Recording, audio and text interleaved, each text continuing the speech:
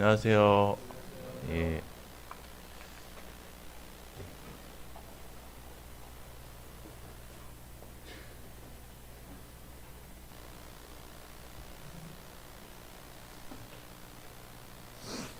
추석 잘 보내셨는지요? 예, 저희 가정은 모처럼 부모님들과 온 가족이 모여서 함께 식사를 하면서 감사한 시간을 보냈습니다. 어, 그래서 저희 가정은 이제 모처럼 쉬면서 이제 또 부모님과 헤어져서 저희 가족이 대화를 나눴는데요. 그래서 모처럼 쉴 수 있다라는 것에 대한 것과 그다음에 아, 추석 때면 또 식사라는 거 끊임없이 먹지 않습니까? 그래서 그거에 대한 주제로 나눴는데 그래서 어, 우리가 이제 노동이라는 것은 창조 우리가 타락하기 전부터 있었지만 그러한 어떤 하나님의 땀을 흘려야 땅의 소산을 먹게 된 그런 징계적인 저주의 그런 것들이 이제 타락한 이후에 생겼지만 그래서 우리가 노동을 하고 일을 하고 그걸 통해서 끊임없이 먹어야 하는 그러한 우리의 그러한 어떠한 삶의 시스템이 돼 있다는 것이 한편으로는 어려움일 수도 있지만 한편으로 또 감사한 일이라는 그런 대화를 나눴습니다. 그래서 우리가 먹지 않고도 살 수 있고 또 쉬지 않고 피곤하지 않는다면 우리가 참 교만해질 수 있고 하나님을 의지하지 않기 때문에 그러한 대화를 우리는 나눴던 것 같습니다. 그래서 누구에게는 추석이 행복하고 감사한 날일 수 있겠지만 또 어떤 이들에게는 외롭고 쓸쓸한 날일 수도 있을 것입니다. 그래서 가족이 없거나 고향에 갈 수 없는 처지에 있는 분들은 힘든 시간일 수 있을 것 같습니다. 그래서 만나면 즐겁고 유익한 시간을 갖는 분들도 계시겠지만 또 어떤 성도님들은 종교 간의 갈등으로 그 만남이 결코 유쾌하지 않은 시간일 수도 있을 것 같습니다. 그래서 어제 잠깐 뉴스를 보면서 좋은 정보가 있어서 또 메모를 해놨는데요. 어, 그 국립암센터에서 이제 한 10,000명에서 20,000명 정도의 사람을 추적 조사해서 술에 대한 건강에 대한 그 암과의 그 어제 뉴스 보시는 분 계실 건데 어, 그런 조사를 추적 조사를 했다고 합니다. 그래서 우리가 보통 흔히들 이제 생각하는 생각이 반주 이렇게 식사하면서 하시는 분들이 그 정도는 건강에 좋을 거다 이렇게 흔히들 생각하잖아요. 근데 이제 조사를 해보니까 평균 한 잔을 마시게 됐을 때 암에 걸릴 확률이 3%에 이른다고 합니다. 그리고 두 잔에서 다섯 잔을 마시면 5%, 다섯 잔 이상을 하면 그 이상으로 높아지는데 한 잔을 마셨을 때는 식도나 구강암이나 어, 위암 이런 쪽에 발병이 되고요. 그다음에 다섯 잔 이상 이렇게 마시게 되면 간이나 췌장 이런 중요한 장기에 이렇게 암이 발생한다고 합니다. 그래서 그 의사가 하는 말이 어, 술을 마시게 되면 세포에 돌연변이가 일으켜서 발암 물질을 만들게 된다고 합니다. 그렇기 때문에 가장 건강을 위한 적정 음주량은 제로라고 합니다. 그래서 안 마시는 게 가장 건강에 좋다고 이렇게 어제 발표를 했더라고요. 그래서 이런 정보가 있어서 알려드리고 싶어서 그래서 건강에 어느 정도 마시는 건 좋다라는 것은 아니다라는 것을 입증이 됐다고 합니다. 그래서 오늘 말씀의 주제는 인생의 풍랑이라는 주제로 말씀을 나누기 원합니다. 그래서 어떤 세 가지 풍랑의 말씀에 통해서 교훈받기를 원합니다. 성도님들 바다에 가보신 경험이 다 있으시죠? 예, 그래서 호수와 바다의 차이점이 있다면 아마도 호수는 바람이 불지 않으면 아주 잔잔한 모습을 갖고 있지만 바다는 정도의 차이가 있을 뿐 항상 물결이 크건 작건 일어나게 됩니다. 그게 호수와 차이죠. 그래서 바닷가 모래사장에 가면 바다는 항상 파도가 밀려오는 그런 모습을 볼 수 있습니다. 어쩌면 인생은 이런 바다에 떠 있는 한 척의 배와 같다고 볼 수 있을 것입니다. 작게 치는 물결의 파도는 매일매일 삶에서 일어나는 우리에게 주는 스트레스와 같을 수도 있고요. 또 때론 거센 파도가 인생이라는 바다 위에 일어나기도 합니다. 그리고 우리 힘으로는 도저히 견딜 수 없을 만큼의 풍랑이 일어나기도 하죠. 심지어 목숨의 위태로움까지 느끼는 풍랑이 우리 인생에 찾아오기도 합니다. 오늘 본문 말씀에 들어가기 앞서서 오늘 예배 시간에도 한 형제님이 감사의 기도를 드리셨는데요. 우리 요나서 1장 말씀 같이 보시겠습니다. 요나서 1장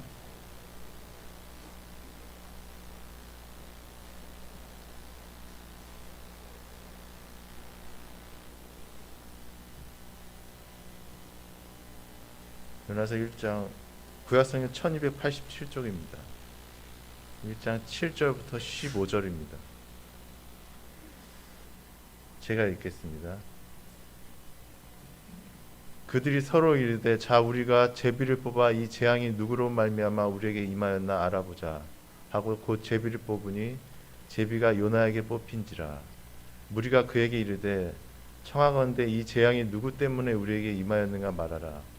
내 생업이 무엇이며 내가 어디서 왔으며 내 나라가 어디며 어느 민족에 속하였느냐 하니 그가 대답하되 나는 히브리 사람이요 바다와 육지를 지으신 하늘의 하나님 여호와를 경외하는 자로라 하고 자기가 여호와의 얼굴을 피함인 줄을 그들에게 말하였으므로 무리가 알고 심히 두려워하여 이르되 내가 어찌하여 그렇게 행하였느냐 하니라. 바다가 점점 흉용한지라. 무리가 그에게 이르되 우리가 너를 어떻게 하여야 바다가 우리를 위하여 잔잔하겠느냐 하니 그가 대답하되 나를 들어 바다에 던지라. 그리하면 바다가 너희를 위하여 잔잔하리라. 너희가 이 큰 폭풍을 만난 것이 나 때문인 줄을 내가 아노라 하니라. 그러나 그 사람들이 힘써 노르져 배를 육지로 돌리고자 하다가 바다가 그들을 향하여 점점 더 흉용함으로 능히 못한지라. 무리가 여호와께 부르짖어 이르되 여호와여 구하고 구하오니 이 사람의 생명 때문에 우리를 멸망시키지 마옵소서. 무죄한 피를 우리에게 돌리지 마옵소서. 주 여호와께서는 주의 뜻대로 행하심이니이다 하고 요나를 들어 바다에 던짐에 바다가 뛰노는 것이고 그친지라. 예. 하나님께서 요나 선지자에게 니느웨로 가서 외치라고 하셨는데 요나 선지자는 여호와의 얼굴을 피하려고 일어나 다시스로 도망하려고 배를 탑니다. 그러나 큰 풍랑을 만납니다. 때로는 요나 선지자처럼 불순종으로 인해 인생의 풍랑을 만나기도 합니다. 하나님께서는 어려움을 허락하시는 것이죠.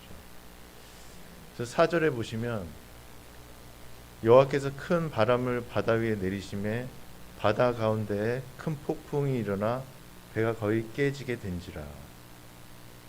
풍랑을 일으키시는 주체가 하나님이심을 보게 됩니다. 결국 하나님께서는 우리가 불순종할 때 풍랑을 일으키심을 알 수 있습니다. 그럼 우리 삶에 일어난 모든 풍랑이 불순종에 기인한 것일까요? 요나 선지자는 복음을 전하지 않고 피하다가 풍랑을 만났습니다. 그러나 오히려 복음을 전하려 하다가 풍랑을 만날 수 있습니다. 오늘 본문 말씀입니다. 사도행전 27장입니다. 함께 보실까요? 사도행전 27장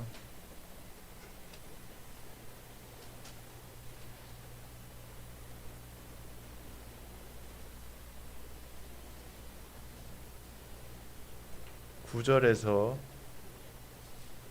26절입니다.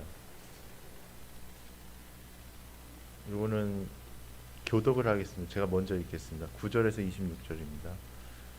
여러 날이 걸려 금식하는 절기가 이미 지났으므로 항의하기가 위태한지라 바울이 그들을 권하여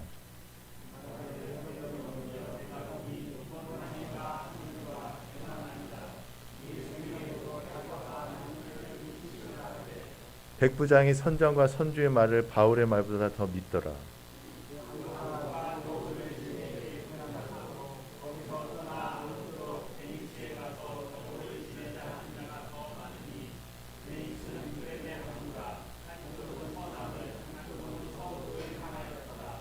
남풍이 순하게 불 때 그들이 뜻을 이룬 줄 알고 닻을 감아 그레데 해변을 끼고 항해하더니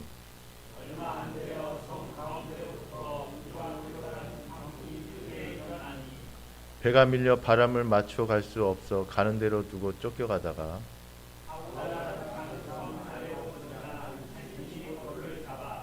끌어올리고 줄을 가지고 선체를 둘러감고 스르디스에 걸릴까 두려워하여 연장을 내리고 그냥 쫓겨가더니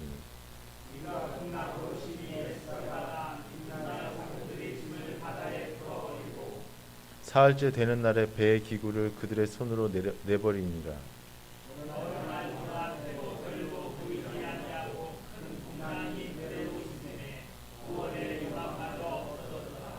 여러 사람이 오래 먹지 못하였음에 바울이 가운데 서서 말하되 여러분이여 내 말을 듣고 그레데에서 떠나지 아니하여 이 타격과 손상을 면하였더라면 좋았을 뻔하였느니라.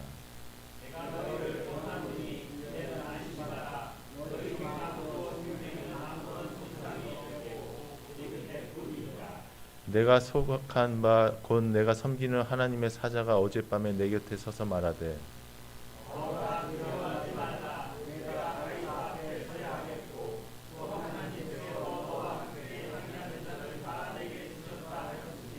그러므로 여러분이여 안심하라. 나는 내게 말씀하신 그대로 되리라고 하나님을 믿노라.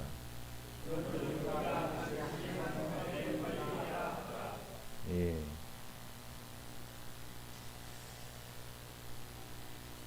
감사합니다. 9절 하반절부터 보시면 바울이 그들을 권하여 말하되 여러분이여 내가 보니 이번 항해가 하물과 배만 아니라 우리 생명에도 타격과 많은 손해를 끼치리라 하되 또 11절에 보시면 백부장이 선장과 선주의 말을 바울의 말보다 더 믿더라 이렇게 나옵니다. 그래서 사도 바울은 오히려 로마에도 복음을 전하기 위해 가이사에게 상소함으로 로마로 가게 됩니다. 그래서 오히려 요나 선지자가 탄 배와 달리 사도 바울의 경고에도 불구하고 백부장은 선장과 선주의 말을 더 듣게 됩니다.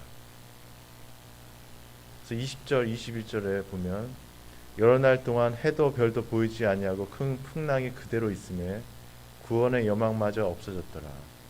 여러 사람이 오래 먹지 못하였음에 바울이 가운데 서서 말하되 여러분이여 내 말을 듣고 그레데에서 떠나지 아니하여 이 타격과 손상을 면하였더라면 좋았을 뻔하였느니라. 예, 사도 바울의 말대로 배는 큰 풍랑을 만나 조난을 당하게 됩니다. 요나 선지자는 나를 들어 바다에 던지라 그리하면 바다가 너희를 위하여 잔잔하리라. 너희가 이 큰 폭풍을 만난 것이 나 때문인 줄 아노라라고 고백합니다.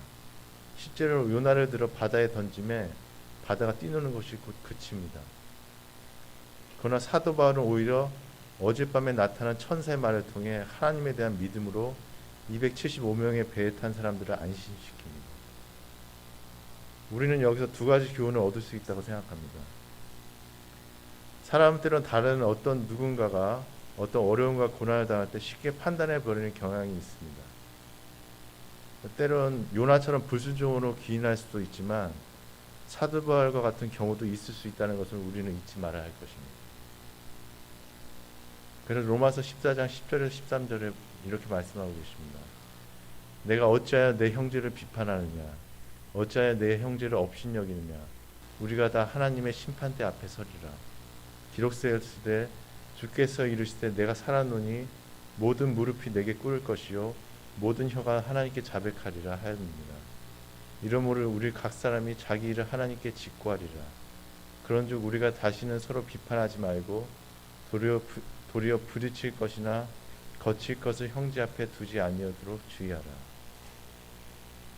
또 주님께서 마태복음 7장에서는 직접 이렇게 말씀하셨습니다. 비판받지 아니하거든 비판하지 말라. 너희가 비판하는 그 비판으로 너희가 비판을 받을 것이요 너희가 헤아리는 그 헤아림으로 너희가 헤아림을 받을 것이니라. 우리가 형제나 이웃을 비판하면 비판을 받게 될 것입니다. 동성교회 로고가 뭐죠? BTTW 기억하시죠? BTTW로 배를 만든 모습인데요.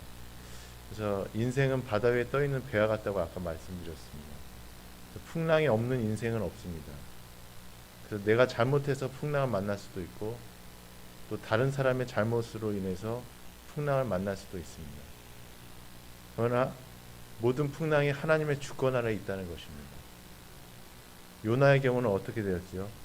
풍랑으로 뱃사람들이 각각 자기의 신을 불렀는데 여호와를 부르짖게 되었고, 요나 선지자는 큰 물고기 뱃속에 3일에 있게 되고, 거기서 기도함으로 다시 하나님의 말씀이 임했을 때 순종하게 되어 니느웨로 가서 하나님의 명을 선포하게 됩니다.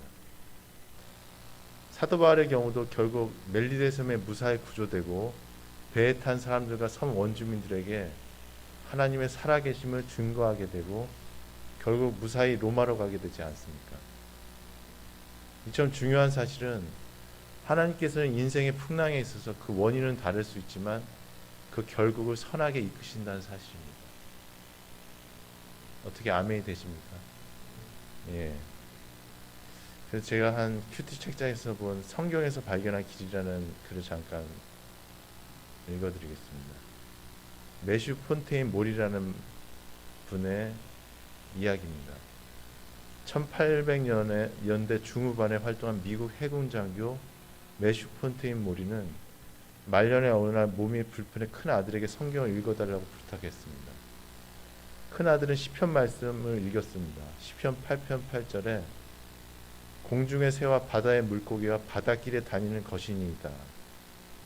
그는 아들이 이 성경 구절을 읽자 다시 한번 읽도록 부탁했습니다. 그는 바닷길이라는 말에 큰 충격을 받았습니다.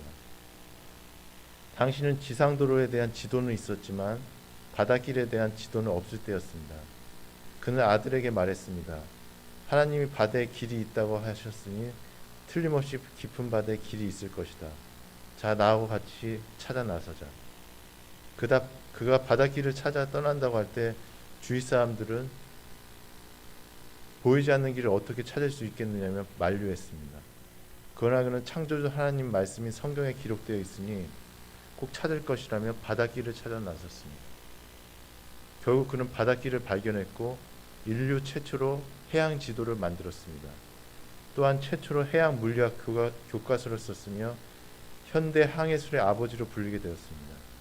그의 해양 지도는 배들이 빠르고 안전하게 다닐 수 있도록 도와주는 길잡이가 되었습니다. 이처럼 하나님의 말씀이 성경을 사랑하는 믿음의 사람에게 하나님은 세상 사람이 보지 못하는 것을 보게 하십니다. 성경에는 세상이 알지 못하는 지혜가 있습니다. 놀라운 지혜의 텃밭에서 발견하는 소중한 보화는 우리 인생을 보배롭게 합니다. 우리는 욥기를 통해서 우리는 볼 수 있지 않습니까? 욥은 온전하고 정직하여 하나님을 경외하며 악에서 떠난 자가 세상에 없다고 하나님은 평가하셨습니다. 그러나 그에게도 인생의 큰 풍랑을 만나게 됩니다. 사단이 여호와께 이르되 욥이 어찌 까닭 없이 하나님을 경외하리이까? 주께서 그와 그의 집에 그의 모든 소유물을 울타리로 두르심 때문이 아니니까. 주께서 그의 손으로 하는 바를 복되게 하사 그의 소유물이 땅에 넘치게 하셨음입니다. 이제 주의 손을 펴서 그의 모든 소유물을 치소서. 그리하시면 틀림없이 주를 향하여 욕하지 않겠나이까. 사단이 이렇게 하나님께 참소했죠. 그런데 가축과 종들이 죽고 아들 7과 딸 3이 모두 죽게 됩니다. 이런 어려움을 당했는데도 욥은 범죄하지 아니하고 하나님을 향하여 원망하지 아니하며 이렇게 고백합니다. 주신이도 여호와시오 거두주신이도 여호와시오니 여호와 이름이 찬송을 받으시니이다. 또 사단이 여호와께 대답하여 이르되 이제 주의 손을 펴서 그의 뼈와 살을 치소서. 그리하시면 틀림없이 주를 향하여 욕하지 않겠나이까. 그래서 사단이 욥을 침으로써 욥이 발바닥에서 정수리까지 종기가 나게 됩니다. 다 아시는 말씀이죠. 이때도 욥은 우리가 하나님께 복을 받았은즉 화도 받지 않겠느냐 하고 이 모든 일에 욥이 입술로 범죄하지 않았다고 이렇게 말씀하고 있습니다. 그래서 욥이 위로하러 왔던 세 친구들은 위로한다는 명목하에 욥을 판단하고 더 힘들게 하죠. 욥의 고난이 계속되자 욥도 자신을 한탄하고 하나님을 원망하며 자신의 의를 세우게 됩니다. 그러나 하나님은 욥에게 나타나 직접 말씀으로 교훈과 책망과 바르게 함과 의로 교육하심으로 욥이 스스로 깨닫고 회개하게 하셔서 로마서 3장 10절 말씀에 기록된 바 의인은 없나니 하나도 없으며 라는 말씀처럼 오직 하나님 한 분만이 완전하시고 의로우시며 죄가 없으시다는 것을 알게 하십니다. 욥의 인내를 통해 그에게 다시 친구를 얻고 소유의 갑절과 자녀의 복을 주십니다. 어떻습니까? 하나님은 정말 선하시고 신실하지 않으십니까? 지금까지 두 가지 풍랑을 보았는데요. 우리 말씀을 통해서 마지막 풍랑을 함께 보겠습니다. 누가복음 8장입니다.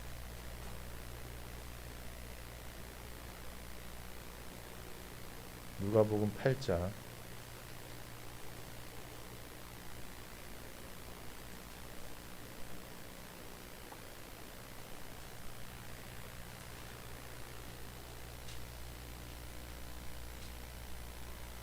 22절에서 그럼 8장 22절에서 25절입니다. 제가 읽겠습니다.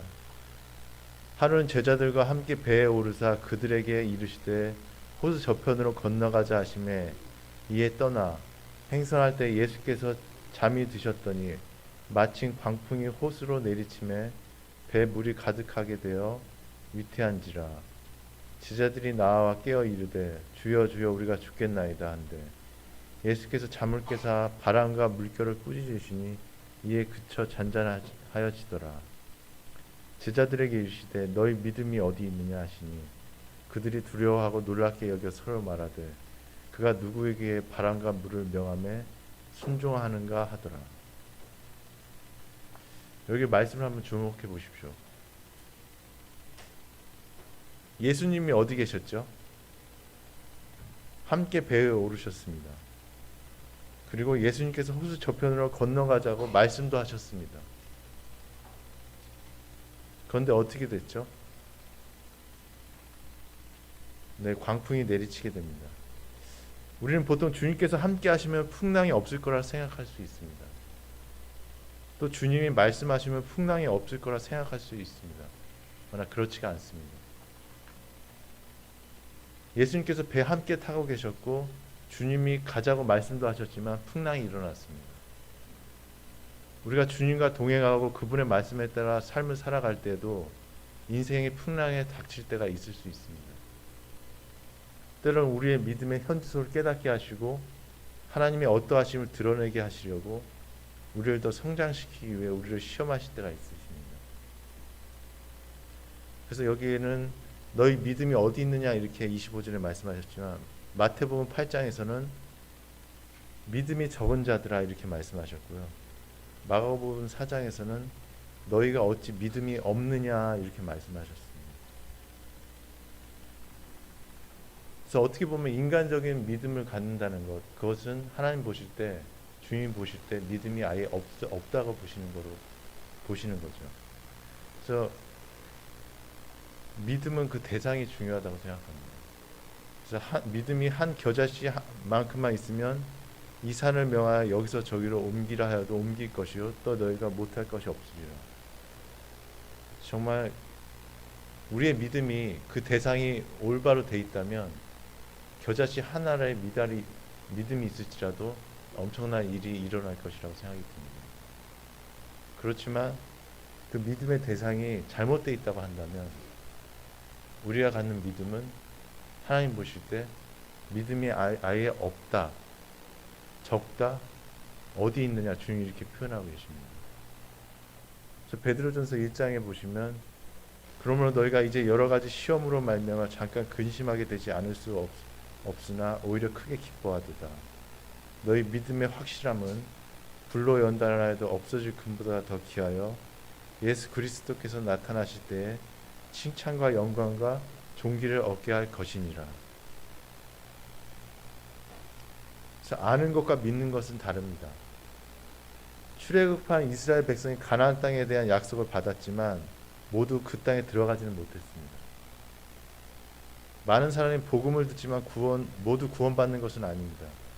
영생을 약속하는 복음이라도 믿지 않고 듣기만 하면 아무 유익이 없습니다. 마지막 때일수록 누구도 믿지 못하고 자신의 선택과 판단을 믿는 사람이 많아집니다. 그러나 영원한 안식은 자신이 아닌 복음과 예수님을 믿을 때 얻습니다.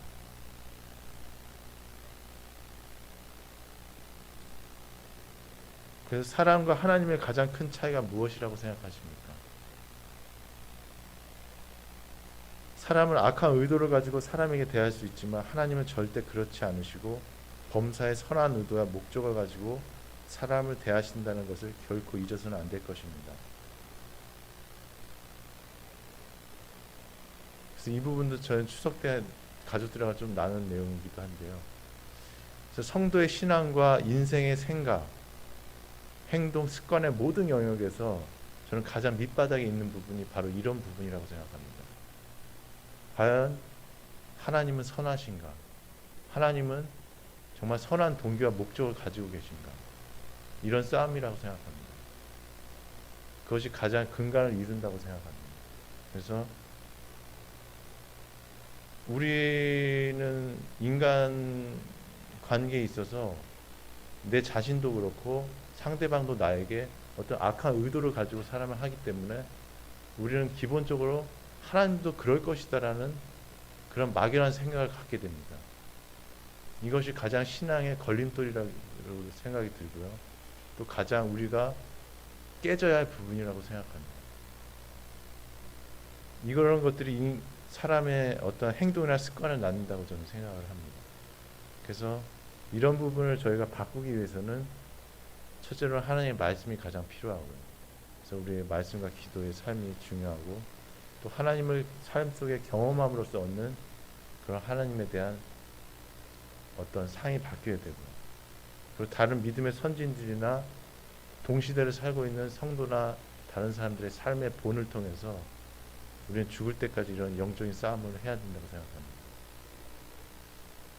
그래서 이사야 45장에 보시면 나는 빛도 짓고 어둠도 창조하며 나는 평안도 짓고 환난도 창조하나니 나는 여호와라 이 모든 일들을 행하는 자니라 하였노라. 그래서 우리 인생의 풍랑일 때 좌절하거나 낙담해서는 안 됩니다. 혹자는 이렇게 말했습니다. 실패란 넘어지는 것이 아니라 일어나지 못하는 것이다. 이 말이 정말 맞는 것 같습니다. 우리는 넘어질 수 있습니다. 그러나 일어나지 못하는 게 진정한 실패라고 생각합니다. 그래서 잠언 24장 16절에 대저 의인은 7번 넘어질지라도 다시 일어나거니와 악인은 재앙으로 말미암아 엎드러지느니라.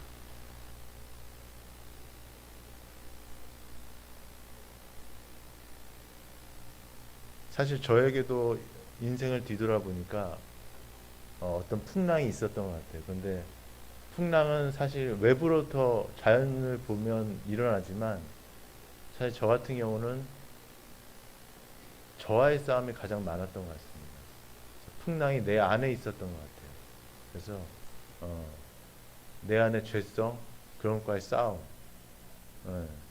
그래서 많은 풍랑을 경험을 했지만 하나님이 그것을 통해서 내 인생의 많은 좌절과 어떠한 고통도 경험했지만 하나님께서 그 모든 것들을 하나님의 은혜로서 이기게 하시고 그런 걸 통해서 정말 점점 더 하나님은 선하시구나, 하나님은 의로우시구나 그런 것을 더 깨달았던 것 같습니다.